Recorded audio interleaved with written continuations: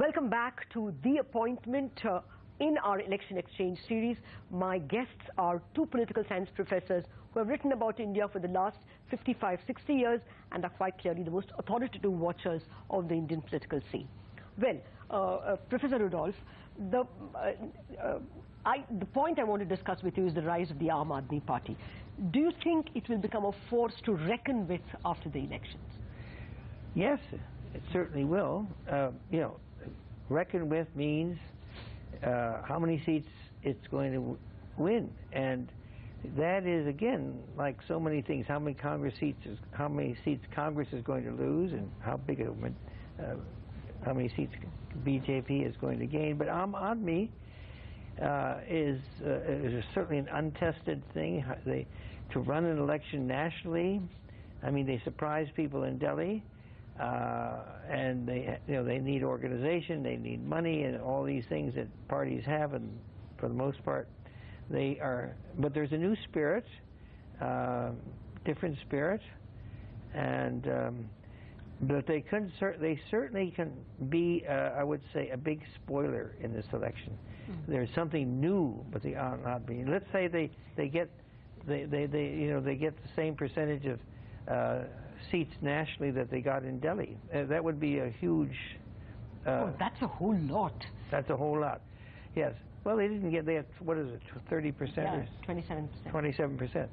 Yeah, well, I'm not saying they will get 27%, but they might get 15%. That would make a big difference in how you form a government. And what if the BJP is the single largest party, the question is, would the Aam Aadmi... They didn't want to ally with anybody, but they had to ally with Congress.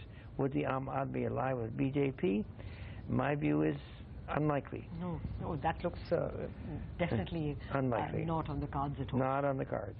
So this would make a big... So, do you think this party has a chance of surviving? You know, non-BJP, non-Congress parties have been very, very marginal parties like the left.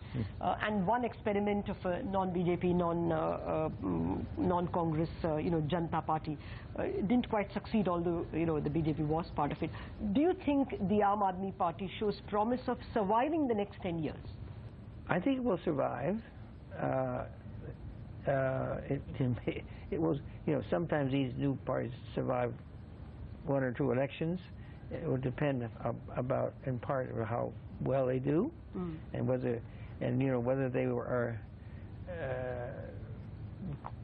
formed. The question is how deep does this anti-corruption thing go? Good governance go? There's a lot of analysis suggesting that the Indian electorate is younger and younger and younger, and how much they will participate. They do participate pretty well, and there's a lot of talk about the other thing, and there's a lot of talk about the electorate being more urban than it used to be, and less rural than it used to be. Now the Aam Aadmi, there's a good question for them. They tend to be an urban party, middle class, if you will, party, and so that gives them a bit of a leg up, I think, for a little staying in the game a little bit longer. We've got Narendra Modi, who, if he becomes, would be the first chief minister, successful chief minister for 10 years, who becomes prime minister.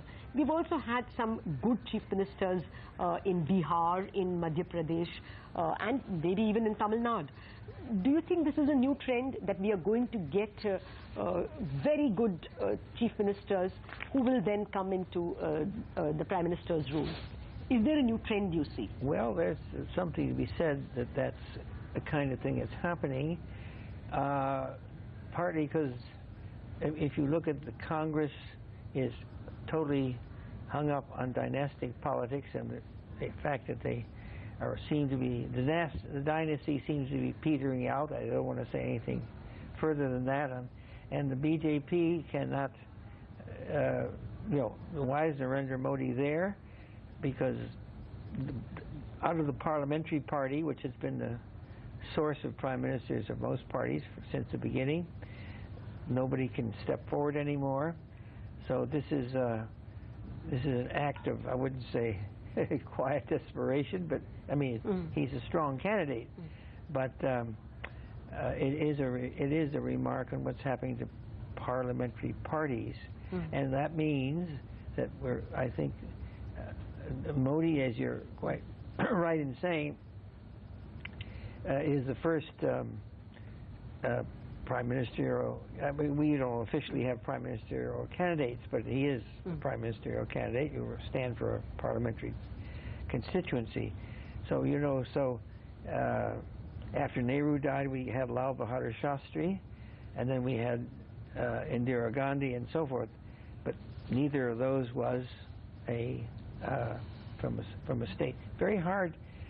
In a way, you could say that Modi is there because the BJP was incapable of getting any agreement within their parliamentary party on who could lead. Yes. Okay, let me come to another point. A state which you all have studied very closely, the state of Tamil Nadu, Yes. Has a tendency to vote either the AIADMK in full or vote the DMK. It is always one of the other parties which gets about 80% of the seats, not votes, but 80% of the seats. Yeah. Do you think that trend might change now, because we understand the Vanniyars, the caste that you have studied very well, are going to vote en bloc because of a Dalit issue? Is it possible that Tamil Nadu will not vote in such a swing manner this election? Well, that's a hard.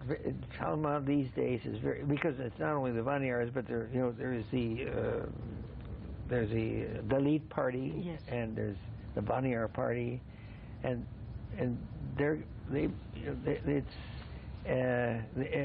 but then they have the DMK and DMK rivalry has tended to dominate, and then there are smaller parties besides the ones I just mentioned and you just mentioned.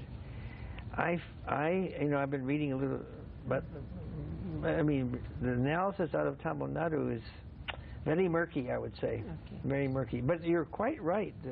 The swings of DMK, AIDMK have been the previous pattern. So social scientists tend to say, well, how to predict the future? Take a trend out of the past. And that's what we're talking about, the DMK, AIDMK swings. And we may see the end of that. Okay. And we may see more. So I can't imagine what it's going to look like exactly. Okay. Well, finally, do you think the Indian state will re-emerge from this long period of inaction? Last 5 years, we haven't seen the central government being able to do much. Do you see an end to that and some action starting at all? I don't think it's going to happen. If the BJP has a majority in the parliament and Modi becomes prime minister, it will certainly make a big difference for the Indian state. He will be able to act, and the state will look much more effective and dynamic and so forth. But I think the chances of that happening. So the answer to what's happened.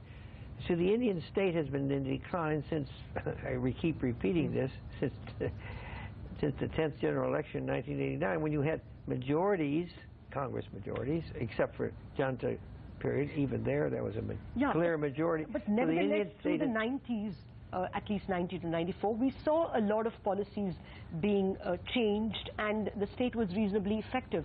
Likewise, even in 2004 and 2009, we saw a lot of, the Golden Quadrangle being built. But the last 5 years have been periods when other institutions have dominated rather than the executive.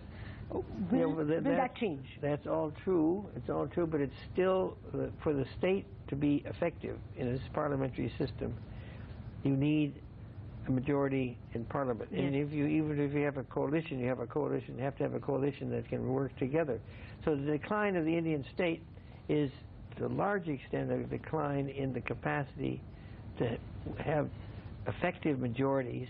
In the up to '89, you had Janata, but Congress majorities for 10 elections or 9 elections and 1 Janata, and since then you don't have as much. You don't have really majority coherent, effective majorities. So the answer is it's unlikely. I mean, Modi may pull it off, but if he doesn't pull it off, no, I don't see any improvement. Okay. All right, on that note, thank you, Professor Susan and Lloyd Rudolph, for joining me today on The Appointment. That's an important and unbiased view of India, and we have to take it on board that it at the moment looks like the decline of the Indian state is not going to be reversed anytime soon.